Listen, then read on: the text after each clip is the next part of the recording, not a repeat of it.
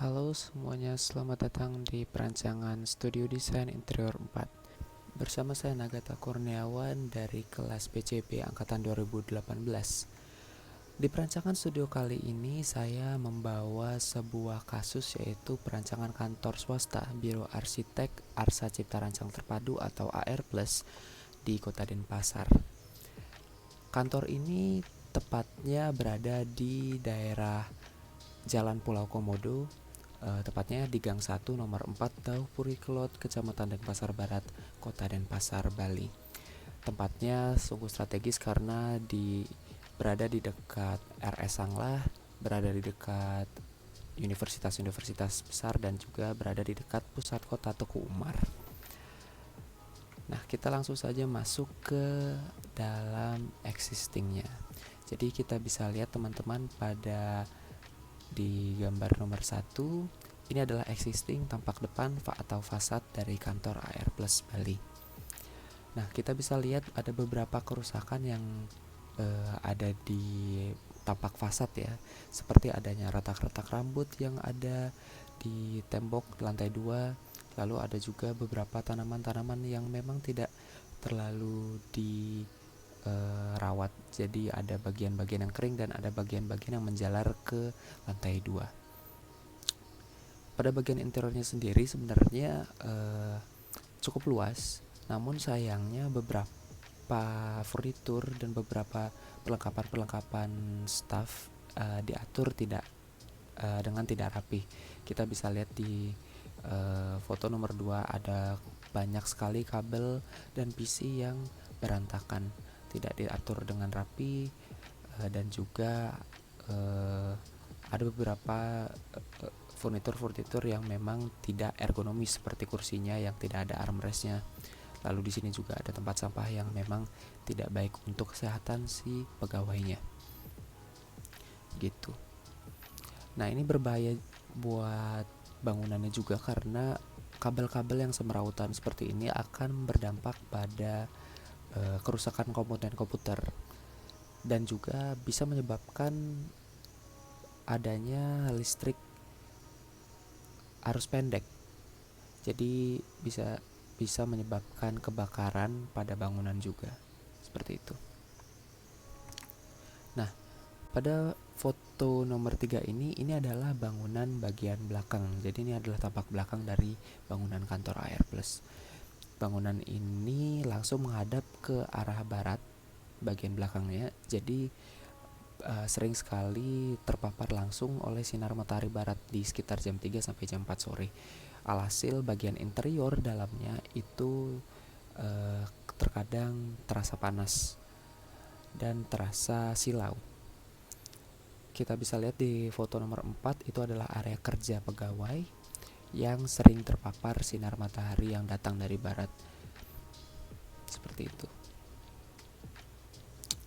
Nah, dari masalah-masalah tersebut, dari hasil survei dan hasil wawancara kami dapat menyimpulkan bahwa kantor ini memiliki dua masalah utama, yaitu masalah utilitas dan masalah ergonomi.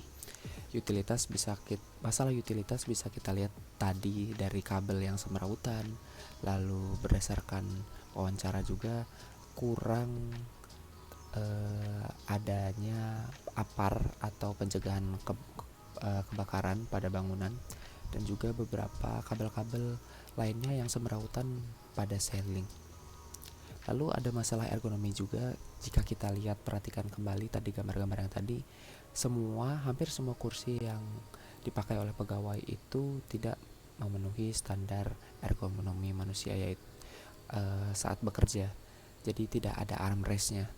Nah, ini juga bisa menyebabkan pegal-pegal pada staf yang bekerja terlalu lama, karena ini biro arsitek, pasti staf-stafnya akan bekerja dengan waktu yang sangat lama. Ini sangat bahaya bagi staf-stafnya.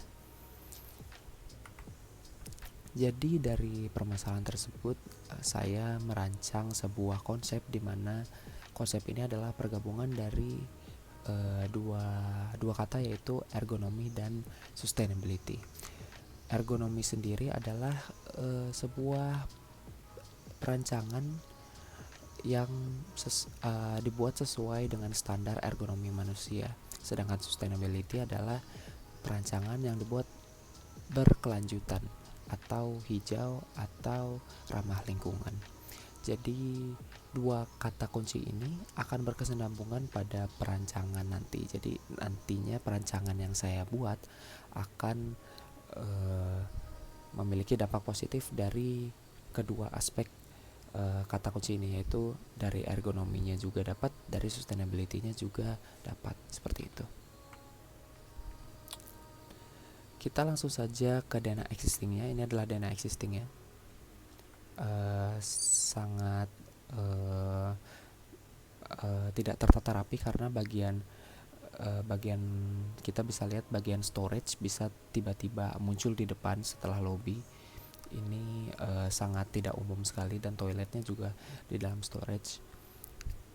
Ini terjadi karena dulunya kantor ini adalah sebuah rumah tempat tinggal, seperti itu teman-teman. Jadi memang tata ruangnya sedikit berantakan. Lalu ini adalah bagian lantai 2, di mana lantai 2-nya juga terlihat kurang rapi karena tidak berkesinambungan satu sama lain. Lalu ini adalah denah setelah diredesain. Jadi hampir mirip-mirip, cuman saya sekat di bagian tengah ini untuk memisahkan pekerja yang mengerjakan 3D dan juga pekerja yang mengerjakan gambar drafting. Lalu tembok yang harusnya di sini ada tembok saya bobol juga, dan saya jadikan satu dengan pantry, sehingga area kerja bagian ini, area kerja ini akan terlihat lebih luas. Penyekatan ini juga tidak menyekat dengan kayu multiplex atau tembok. Penyekatan ini hanya disekat oleh kaca. Jadi kaca yang terbuat bukan kaca ya, tapi polikarbonat. Jadi tidak selain ramah lingkungan, juga dia tidak akan menimbulkan kesan yang sempit, seperti itu. Toilet yang di sini tadi saya juga aplikasikan menjadi server room, teman-teman. Server room di sini, nanti di sini server room itu akan ditempatkan PC seluruh karyawan. Jadi semua PC karyawan akan disimpan di sini, dan kabelnya akan diatur melalui pipa-pipa yang ada di ceiling. Jadi di meja pegawai itu tidak akan ada tidak akan ada PC, yang tersisa hanyalah monitor, keyboard, dan mouse. Jadi staff dapat dengan leluasa bekerja dengan nyaman, seperti itu. Ini adalah bagian lantai 2-nya. Saya gabungkan antara client room dengan ruang direktur ya. Jadi hanya ada perbedaan leveling lantai saja, seperti ini. Nanti kita akan lihat detailnya di potongan.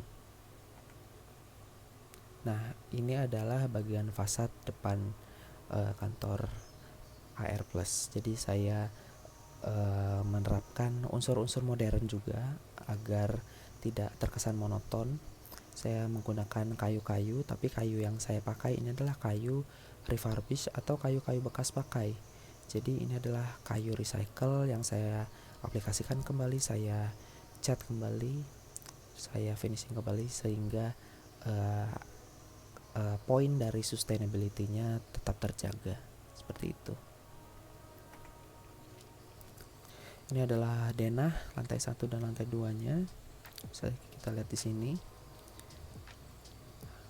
Kita poin yang saya tadi bilang, bagian ruang direktur ini menyambung dengan ruang meeting klien. Jadi tidak ada sekat. Jadi bisa direktur bisa langsung masuk ke dalam ruang meeting klien.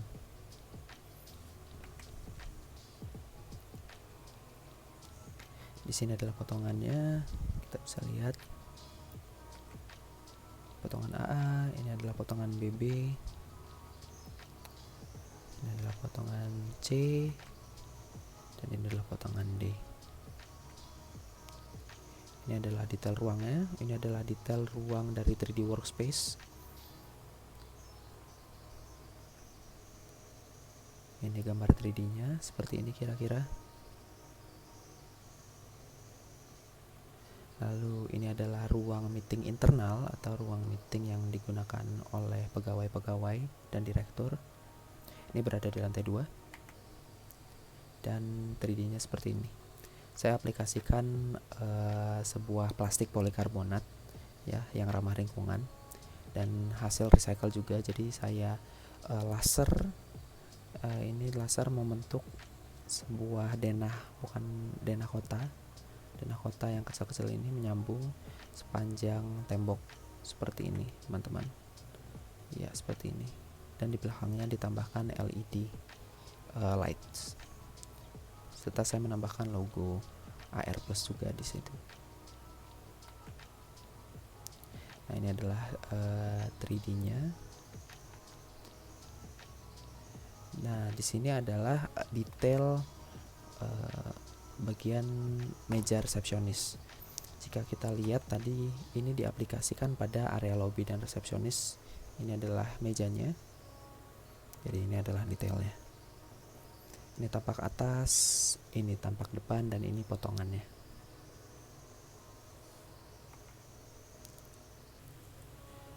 Jadi ini adalah salah satu aspek sustainability yang saya terapkan pada perancangan interior kantor AR Plus. Ini adalah pendinginan dengan menggunakan cooper coil atau pipa tembaga. Nah, cara bekerjanya adalah cooper coil yang sudah diisi oleh coolant water nanti akan disebarluaskan ke seluruh penjuru ruangan.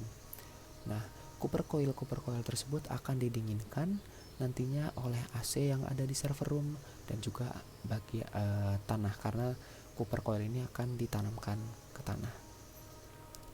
Nah, bagian-bagian yang panas, bagian-bagian ruang yang panas nanti akan didinginkan oleh coolant water dan didinginkan oleh pipa tembaga tersebut. Nah, air yang sudah didinginkan akan dipompa oleh water pump ke seluruh ruangan. Nah, pendinginan ruangan juga dibantu oleh adanya intake fan yang mengambil udara dari luar, dari outdoor ya. Nah, tapi jangan khawatir, walaupun dari outdoor, dalam intake fan-nya juga terdapat charcoal filter atau saringan udara dari charcoal yang nanti akan membunuh bakteri dan memfiltrasi debu-debu yang berbahaya dari outdoor ke dalam indoor. Nanti udaranya tersebut akan melewati cooper coil yang sudah didinginkan oleh AC dan juga tanah. Seperti itu. Nah, sistem ini akan mengurangi penggunaan AC dalam ruangan dan juga dalam bangunan. Jadi nantinya AC-AC yang diterapkan pada perancangan hanya akan ditempatkan pada tempat yang penting-penting seperti ruang direktur, ruang server room, dan juga lobby. Dan ini adalah animasi 3D yang sudah saya buat. Bisa dilihat di sini.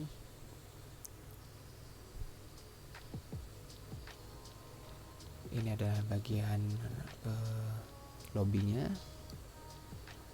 lobby dan resepsionis. Ini adalah bagian lobby.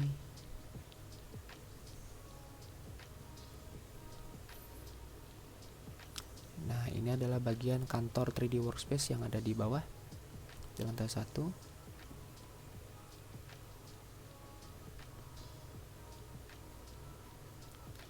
Ini adalah creative workspace yang ada di lantai 2. Ini digunakan untuk merancang maket, dan ini adalah ruang direkturnya. Ini adalah ruang meeting yang tadi saya bicarakan poinnya di poin sebelumnya. Dan seperti itu. Terima kasih sudah menonton video presentasi saya. Jika ada kata yang kurang berkenan, mohon dimaafkan.